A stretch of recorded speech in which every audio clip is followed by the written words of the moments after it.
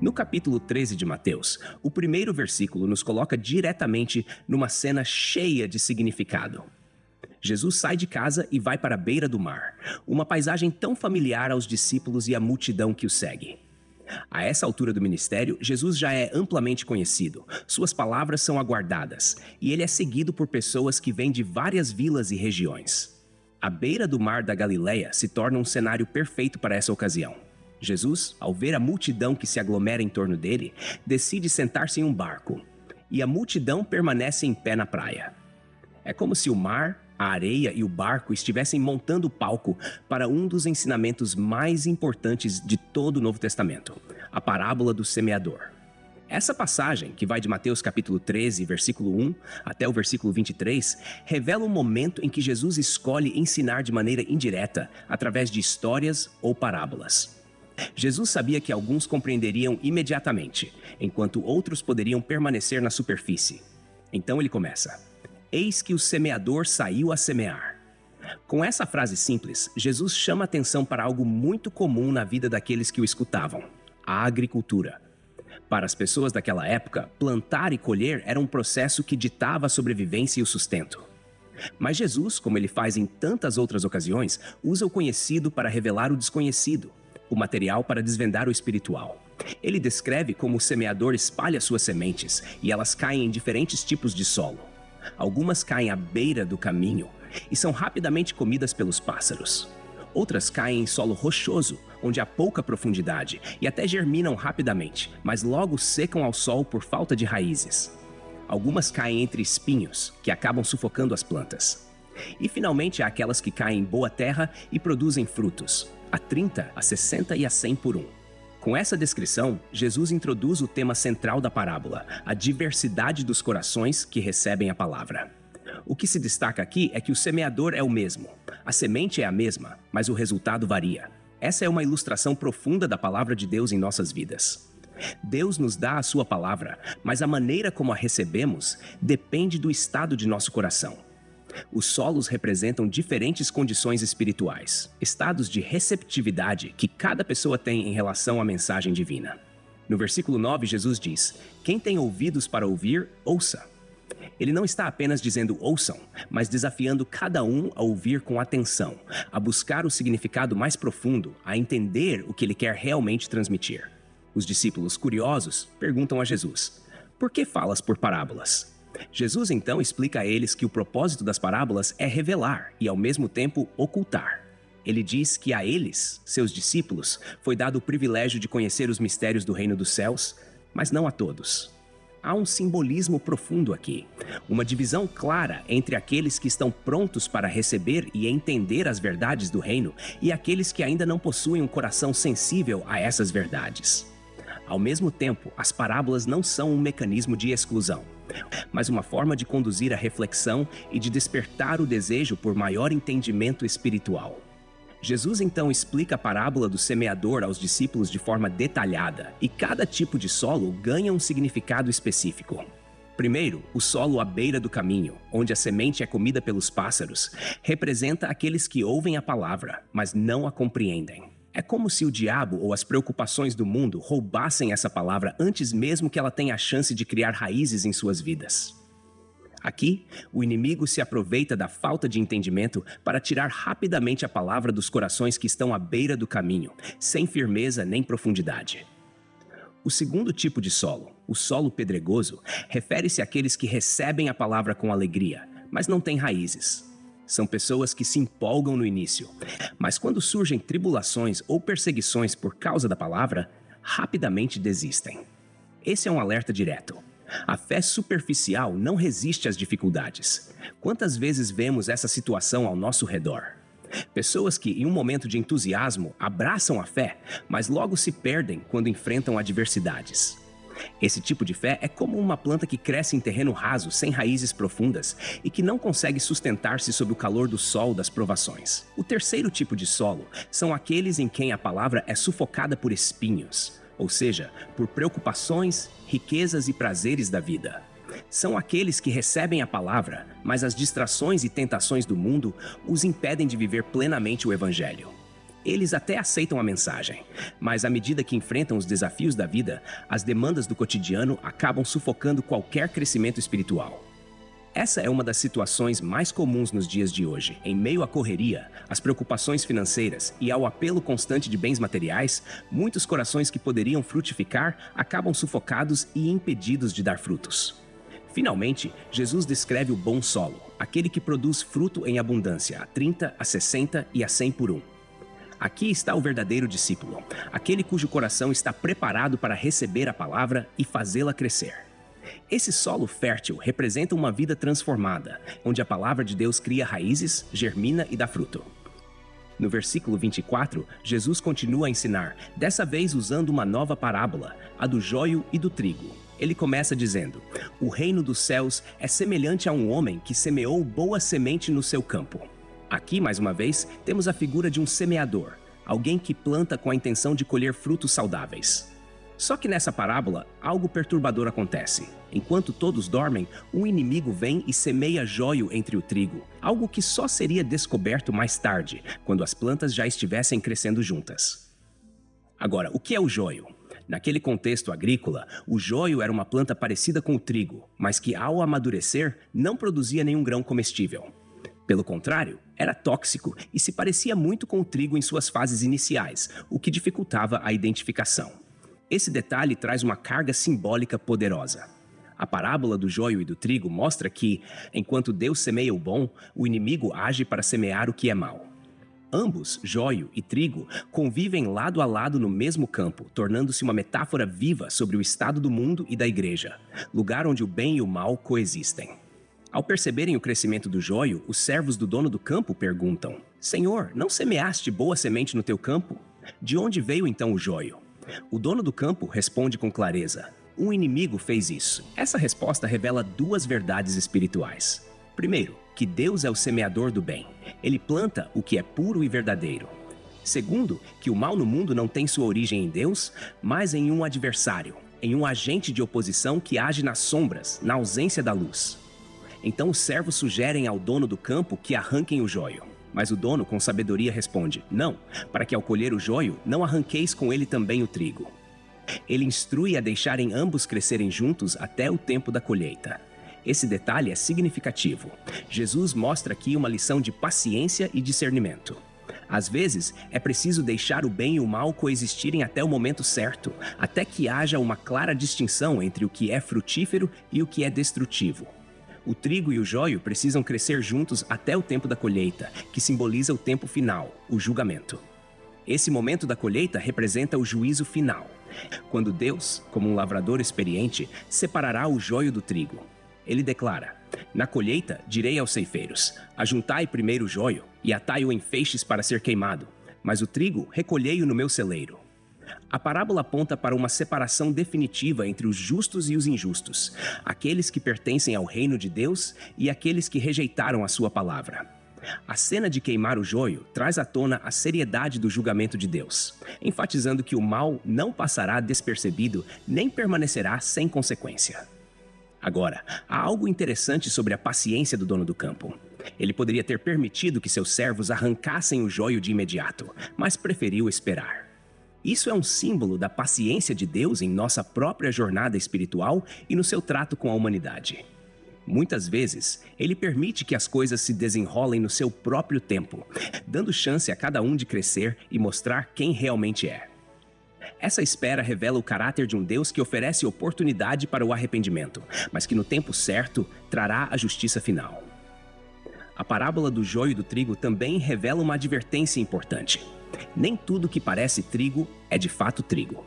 No meio do povo de Deus, pode haver quem aparente ter uma vida de fé, mas que na essência não tem raízes espirituais genuínas. Por isso, essa história é um chamado à autoavaliação, uma oportunidade de olharmos para dentro e examinarmos nossas próprias motivações e práticas de fé. Após a parábola do joio e do trigo, Jesus continua a ensinar sobre o reino dos céus com duas parábolas curtas e simbólicas. Nos versículos 31 a 32, ele fala sobre a parábola do grão de mostarda.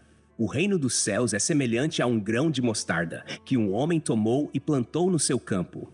Este é, na verdade, a menor de todas as sementes, mas crescendo é maior do que as hortaliças e se torna uma árvore, de modo que as aves do céu vêm aninhar-se nos seus ramos.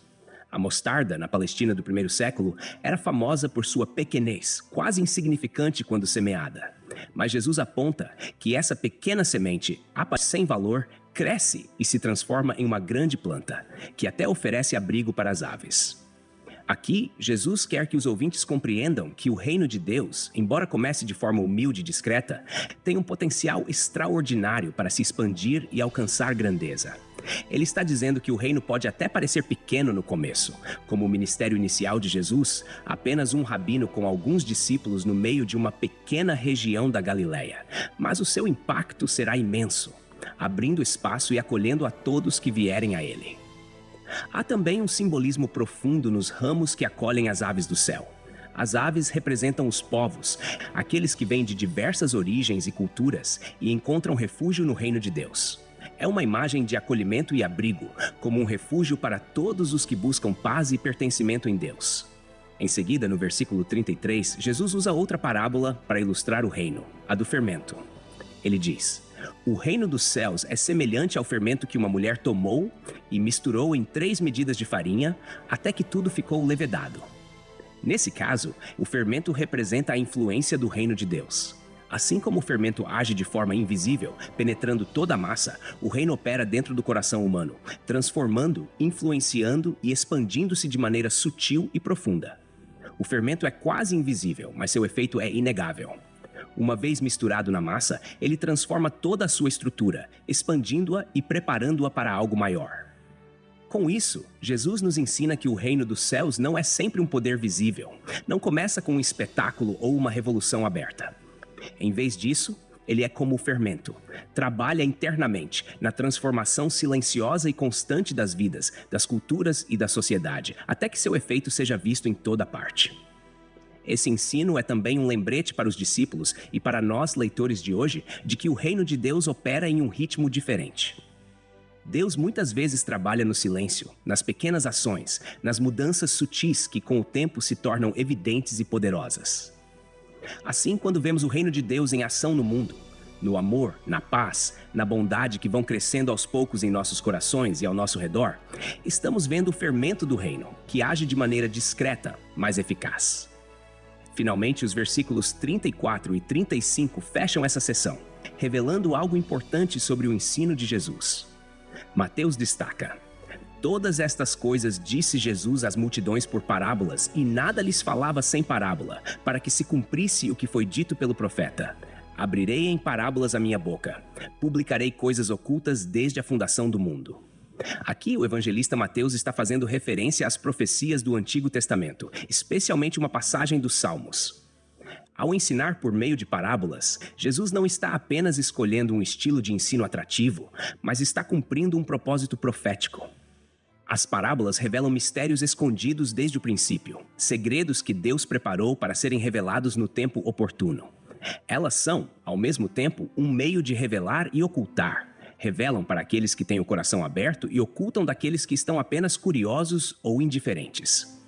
Assim, Mateus nos lembra que essas verdades espirituais, antes ocultas, agora estão sendo anunciadas, e Jesus é o portador dessas revelações. Ele nos convida a ir além da superfície, a olhar para o reino com olhos atentos e ouvidos prontos a ouvir o que Deus deseja ensinar. As parábolas, portanto, são um convite ao discernimento, à escuta ativa e à busca por compreensão espiritual, uma jornada que continua a transformar vidas até hoje. Após ensinar a multidão com essas parábolas, Jesus despede o povo e entra em casa. Seus discípulos, ainda intrigados com o sentido profundo das histórias que ouviram, vêm até ele em particular e pedem uma explicação mais detalhada sobre a parábola do joio e do trigo. No versículo 37, Jesus começa a desvendar o significado espiritual dessa parábola com uma clareza especial para eles. Ele explica que o que semeia a boa semente é o Filho do Homem, ou seja, ele próprio. Jesus se apresenta como o grande semeador, aquele que traz a mensagem de salvação e a verdade do reino para o mundo. Ele prossegue: "O campo é o mundo, mostrando que essa parábola abrange uma visão ampla, global. O reino de Deus não é restrito a um pequeno grupo ou nação, mas destina-se a todos, a toda a humanidade. O campo em que Jesus semeia é vasto, e a boa semente representa os filhos do reino. Aqueles que recebem a palavra de Deus com sinceridade, vivem a fé genuína e produzem frutos espirituais. Em contraste, os joios são os filhos do maligno, pessoas cuja vida e prática se alinham aos princípios opostos ao reino de Deus. Aqui Jesus revela uma realidade espiritual que nem sempre percebemos. Enquanto o semeador planta o que é bom, existe um inimigo trabalhando para semear a discórdia, a falsidade e o mal. Esse inimigo é claramente identificado como o diabo, que age sorrateiramente, misturando o que é falso com o que é verdadeiro. Assim, Jesus deixa claro que o mal presente no mundo não é obra de Deus, mas sim do adversário, que tenta corromper e destruir o que é puro. No versículo 39, Jesus esclarece o que acontecerá no final dos tempos. Ele diz: "A colheita é o fim do mundo e os ceifeiros são os anjos." Assim, ele nos aponta para um evento final, uma conclusão para o plano de Deus na história humana. Naquele tempo, haverá uma separação definitiva entre o trigo e o joio, entre o que é do reino e o que é do maligno. Os anjos, como ceifeiros divinos, serão enviados para fazer essa distinção. E a missão dos anjos será clara: ajuntai primeiro o joio e atai-o em feixes para ser queimado. Esse é um sinal da justiça divina, que não permite que o mal permaneça impune. Jesus continua no versículo 42. "E lançá-los-ão na fornalha de fogo, ali haverá pranto e ranger de dentes." Aqui, ele descreve um destino de sofrimento e perda para aqueles que persistem no mal, que rejeitam o reino e vivem sob a influência do maligno. Esse pranto e ranger de dentes representam a dor e o arrependimento final, mas que já não podem alterar o resultado eterno. Essa parte da parábola carrega um forte aviso, um lembrete de que o reino de Deus é também um reino de justiça. O amor e a misericórdia de Deus são imensos, mas sua justiça é igualmente inabalável. Por outro lado, o trigo, os justos, desfrutarão de um futuro diferente, glorioso e cheio de esperança. Jesus promete que os justos resplandecerão como o sol no reino de seu Pai. Essa é uma imagem poderosa, pois resplandecer como o sol simboliza a glória e a pureza dos que permanecem fiéis.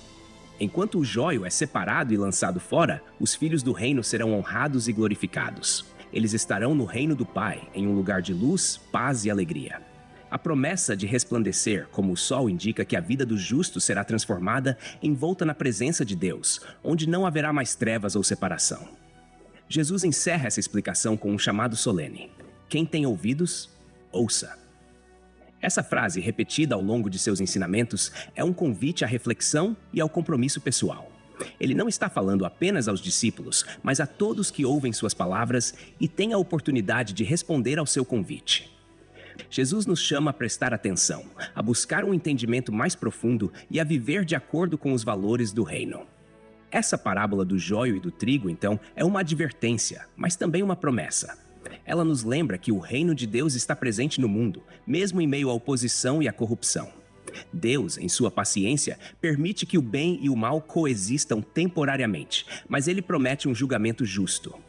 No final, o reino de Deus triunfará e aqueles que permanecerem fiéis serão recompensados.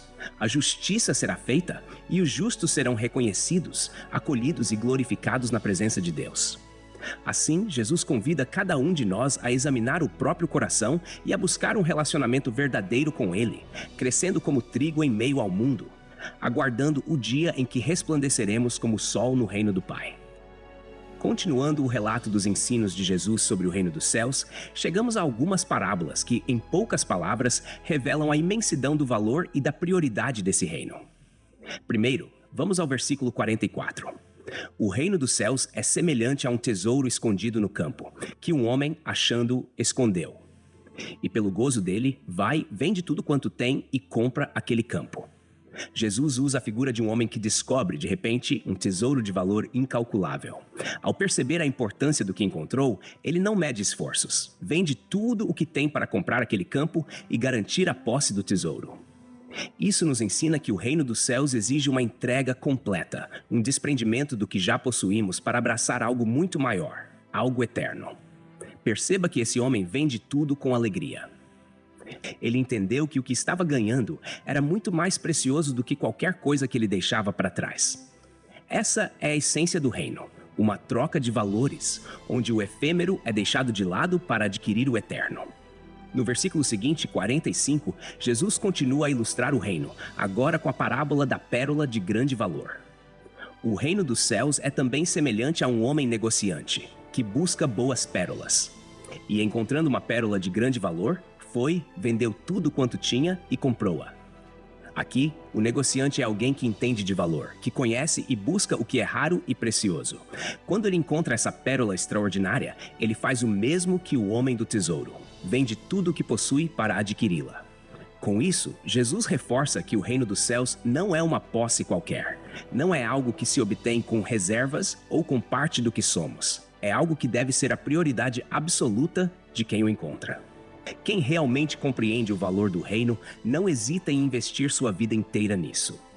Na sequência, no versículo 47, Jesus utiliza uma terceira parábola para descrever o reino. O reino dos céus é ainda semelhante a uma rede lançada ao mar e que apanha toda a qualidade de peixes. E estando cheia, a puxam para a praia.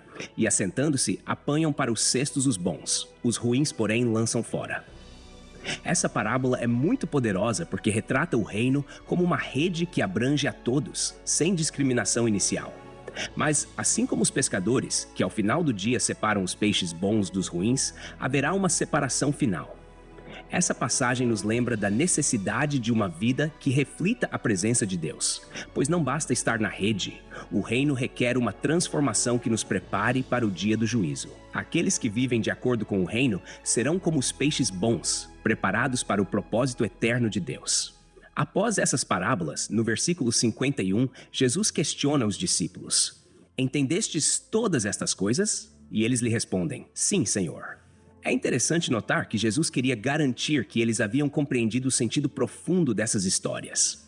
Os discípulos, como nós, precisavam entender que o reino dos céus é precioso e exige entrega total. Chegamos então aos versículos 53 a 58, onde vemos Jesus voltando à sua cidade, Nazaré. E o que acontece? Aqueles que o conheciam de perto, sua família, amigos e vizinhos, se recusaram a aceitar que ele era o Messias. Eles se escandalizaram com ele e com a sabedoria que demonstrava, pois não conseguiam ir além da imagem do filho do carpinteiro. No versículo 58, vemos a consequência dessa incredulidade, e não fez ali muitas maravilhas por causa da incredulidade deles. Esse trecho final é um alerta poderoso sobre o perigo de uma familiaridade superficial com Jesus, que nos impede de enxergar quem ele realmente é. Conclusão do capítulo 13 de Mateus. Em Mateus capítulo 13, Jesus nos guia pelo mistério do reino dos céus, revelando que é algo que deve ser buscado com prioridade, compreendido em sua profundidade e vivido com inteireza de coração. Ele nos mostra o valor inigualável do reino, o custo que exige e o juízo que o acompanha. Por fim, Jesus adverte sobre a importância de reconhecer quem ele é, sem deixarmos que nossos preconceitos ou familiaridade nos afastem da fé verdadeira. O reino dos céus é, portanto, o maior tesouro que podemos encontrar e que merece toda a nossa vida e devoção. Texto e produção Douglas Vieira. Trilha sonora 50 Sounds, faixa The Storyteller. Música por 5sounds.com. Voz ChatGPT 4.0. Bibliografia. Comentários expositivos. Hernandes Dias Lopes, editora Agnus. Comentário bíblico Matthew Henry, editora CPAD. R.N. Champlin, editora Agnus. Charles Spurgeon, Os Tesouros de Davi, editora CPAD.